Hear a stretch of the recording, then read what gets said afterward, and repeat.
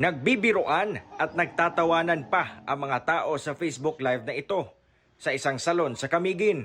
Maya-maya, biglang pumasok ang isang lalaking nakaputi at tinungo ang isang hairstylist na abala sa kanyang kliyente. Maya-maya pa, bigla na lang pinagsasaksak ng lalaki ang salon owner. Sa labis na pagkabigla, nagtakbuhan ang mga kliyente ng salon. Ang isa pang hairstylist, pinigilan ang sospek. Nagpambuno pa ang dalawa hanggang makalabas sila sa salon. Ang biktima na may-ari din ng salon, sunod na makikitang duguan at pilit na inaampatan ang pagdurugo ng kanyang leeg.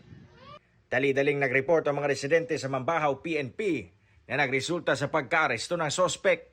Lumalabas sa investigasyon ng PNP na ang biktima at ang babaeng live-in partner ng sospek ay matagal nang may alitan na umabot pa sa social media. Adunay mga online verbal dispute ang iyang live-in partner sa maong biktima. So gaaway sila through online posting online nga maoy taud-taud na pod nga moy kanang siguro nakaingon kini siya sa maong suspetsado ang maong katong kontra sa maong biktima. Nasa mabuting kalagayan na ang biktima na hindi na nagpaunlak ng panayam.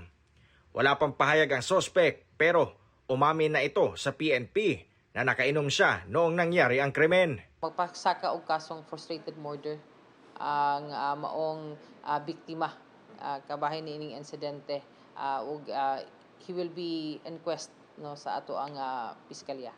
Mula sa GMA Regional TV at GMA Integrated News, Cyril Chavez, nakatutok 24 oras.